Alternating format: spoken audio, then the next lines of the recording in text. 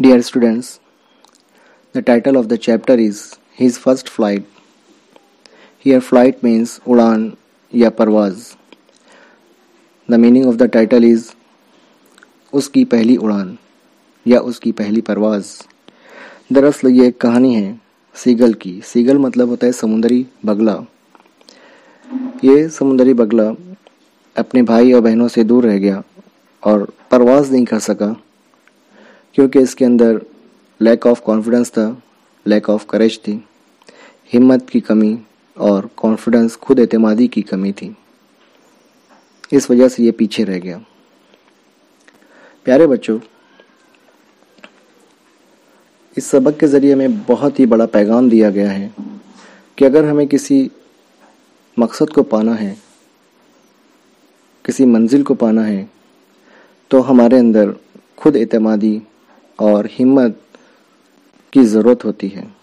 इन्हीं दो चीज़ों की वजह से हम किसी मंजिल को पा सकते हैं. चलिए आते हैं हम सबक की तरफ. मैं लाइन टू लाइन पढ़ रहा हूँ, आप बगौर मुशाहिदा कीजिए. The young seagull was alone on his ledge. His two brothers and his sister had already flown away the day before. He had been afraid to fly with them. Somehow, when he had taken a little run forward to the brink of the ledge and attempted to flap his wings, he became afraid. The great expanse of sea stretched down beneath, and it was such a long way down, miles down, he felt certain that his wings would never support him. So he bent his head and ran away back to the little hole under the ledge where he slept at night. Dear students, line number 1. The young seagull was alone on his ledge. छोटा सा जो समुंदरी बगला था वो लेज पर तन्हा बैठा हुआ था. लेज मतलब होता है चट्टान के बाहर निकला हुआ हिस्सा. चट्टान के बाहर जो निकला हुआ हिस्सा था, उभरा हुआ हिस्सा था, आप तस्वीर के जरिए देख सकते हो. तो उस चट्टान के बाहर निकले हुए हिस्से पर वो अकेला तन्हा बैठा हुआ था. His two brothers and sister had already flown away the day before. पिछले ही दिन इसके दोनों भाई और उसकी बहन इन्होंने परवाज़ करके जा चुके थे, उड़ान भरकर जा चुके थे और ये अकेला तन्हा यहाँ रह गया था. He had been afraid to fly with them. वो उन लोगों के साथ उड़ने में नाकाम हो गया क्योंकि वो afraid था. afraid means खौफ महसूस होना, डर महसूस होना.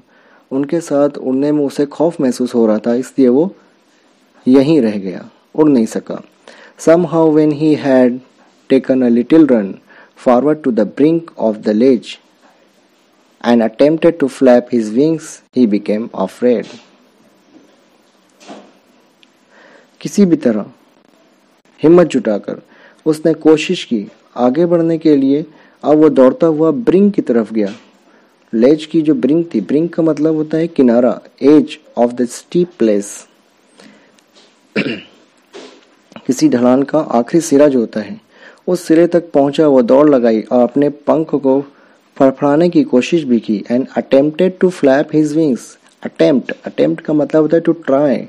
और उसने अपने पंख को फ्लैप किए. फ्लैप मतलब फड़फड़ाना. पंखों को फड़फड़ाने की कोशिश की तो वो खौफजदा हो गया. क्यों खौफजदा हुआ था? क्योंकि the great expanse of sea stretch down beneath, क्योंकि नीचे एक वसी समुंदर था. And it was such a long way down, miles down, और वो मीलों गहरा था. He felt certain that his wings would never support him. उसने ये यकीन बना लिया था, उसने ये महसूस कर लिया था कि उसके पंख उसका साथ नहीं दे पाएंगे और उसे संभाल नहीं पाएंगे. So he bent his head. इसलिए वो अपना sir झुकाया.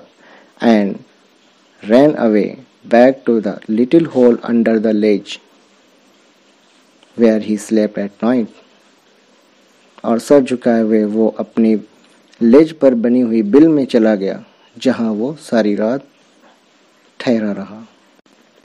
even when each of his brothers and his little sister, whose wings were far shorter than his own, ran to the brink, flapped their wings, and flew away.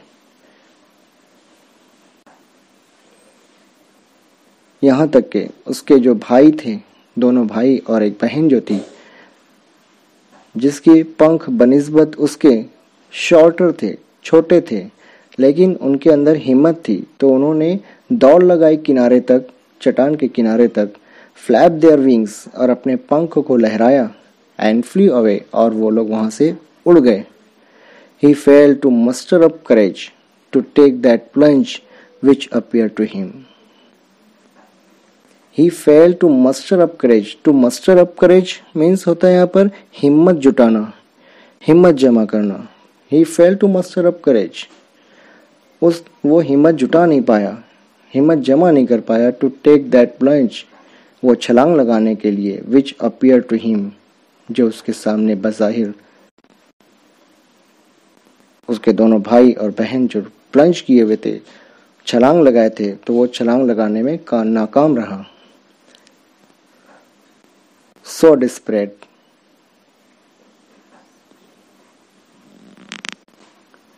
His father and mother had come around calling him shrilly. उसके जो वालिदैन थे, उसके वालिद साहब और जो उसकी वालिदा थी, वो दोनों आए और तेजी से चिल्लाने लगे. upbraiding him, उसकी सरजनिश करने लगे.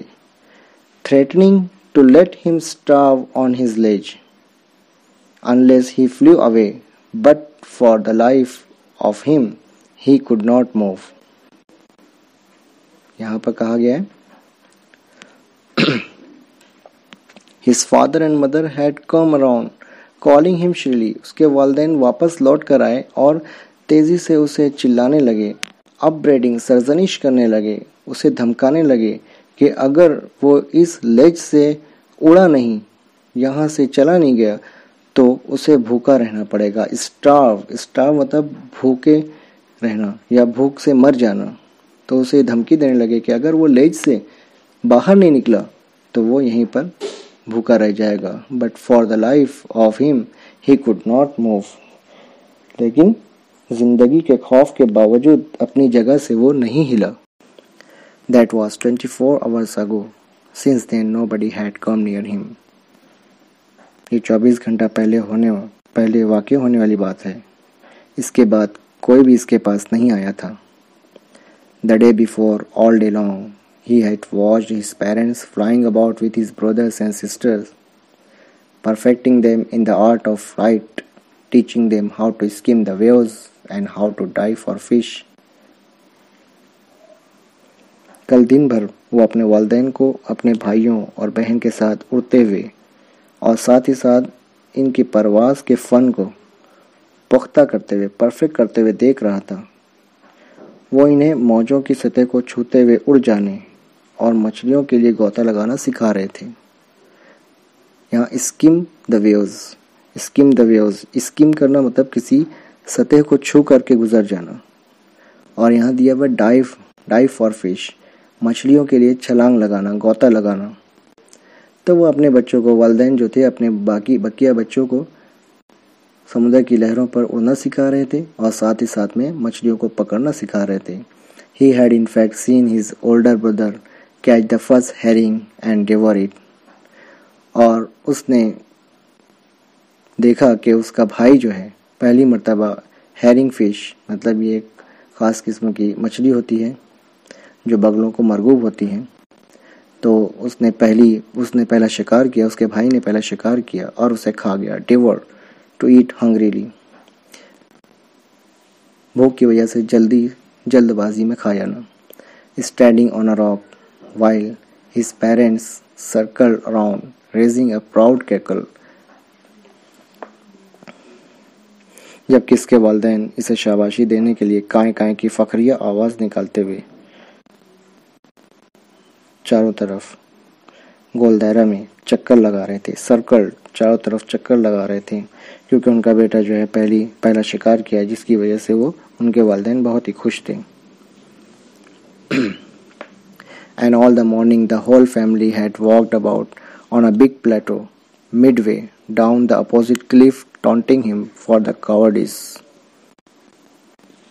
और यहाँ दिया हुआ है, सुबह के औकात में सामने की ऊंची ढलवान चट्टान के दरमियान बनी हुई बड़ी सतह मुर्तफा, प्लेटो का मतलब होता है यहाँ पर सतह मुर्तफा, हमवार सतह, इस पर पूरा खानदान इधर से उधर टहलता हुआ इसकी बुज़दिली के लिए इस पर तंज कर रहा था।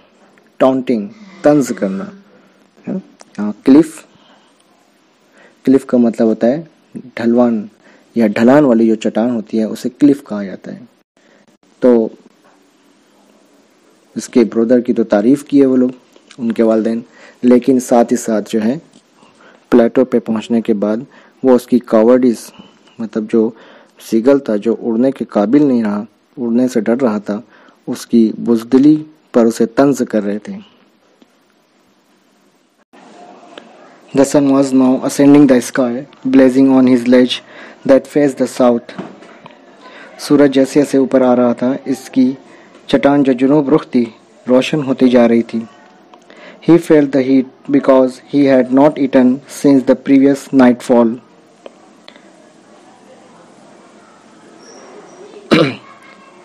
उसे हरारत महसूस हो रही थी क्योंकि वो पिछली रात से कुछ खाया हुआ नहीं था। He stepped slowly out of the brink of the ledge.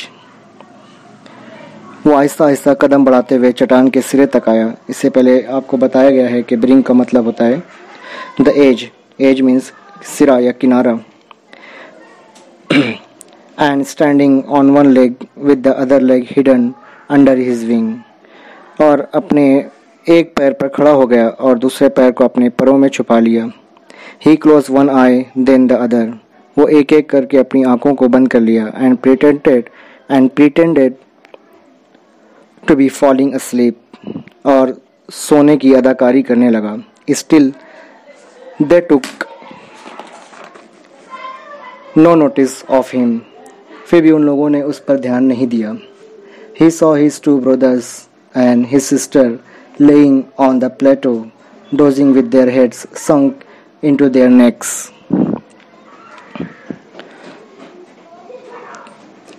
इसके दोनों भाई और इसकी बहन अपना सर अपनी गर्दन में फंसाकर गोंदा पड़े हुए थे। His father was preening the feathers on his white back. उसके वालिद साहब, his father was preening the feathers on his white back. Preening का मतलब होता है चोंच से परों को संवारना या साफ करना। तो उसके वालिद साहब अपनी चोंच से अपने परों को संवार रहे थे। Only his mother was looking at him. सिर्फ उसकी वालिदा ही थी जो उसकी तरफ देख रही थी। She was standing on the little high hump on the plateau. hump मतलब किसी सतह पर उभरा हुआ हिस्सा या किसी चट्टान पर उभरा हुआ हिस्से को हम्प कहा जाता है।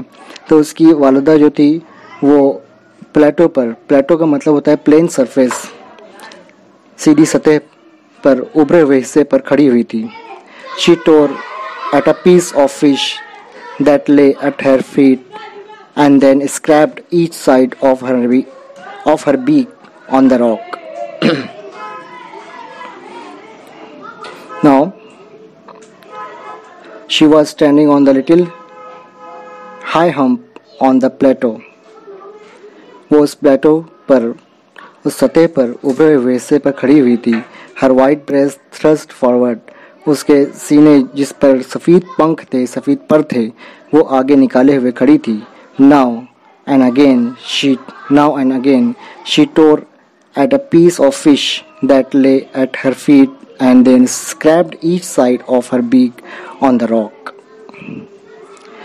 और उसके पैर के पास जो पड़ी हुई मछली थी उसने उसके टुकड़े किए। स्क्रैप मतलब ये था यहाँ पर रगड़ना।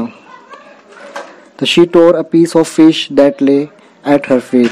मछली जो कि उसके पैरों के पास पड़ी हुई थी उसने उसको अपनी चोंच से फाड़ कर पीस में, टुकड़े में तब्दील किया। टोर, यहाँ टोर जो है past tense of the tear to tear मतलब होता है फाड़ना। तो यहाँ पर मछली को फाड़ करके उसने टुकड़े टुकड़े किए और अपनी चोंच को रगड़ना शुरू कर दिया। Its each side of her beak, beak का मतलब होता है चोंच, ऑन द रॉक, है ना, चट्टानों पर रगड़ चट्टानों से अपनी चोंच को रगड़ कर वो तेज कर रही थी गोया के। The site of the food मैडन्ड him, अब वो जो बच्चा था जब उसने वो गिज़ा को देखा तो वो बिल्कुल पागलों की तरह हरकत करने लगा, क्योंकि उसे बहुत भूख लगी हुई थी। वो जैसे ही खाना देखा तो उसे लपकने के लिए, उसे खाने के लिए बेचैन हो गया। मैडन्ड, मैडन मतलब यह बेचैन हो जाना या पागलों की तरह हरकत करना। How he loved to tear food that way, scraping his beak now and again to whet it. यहाँ वेट, वेट मीन्स होता है चोंच को तेज करना।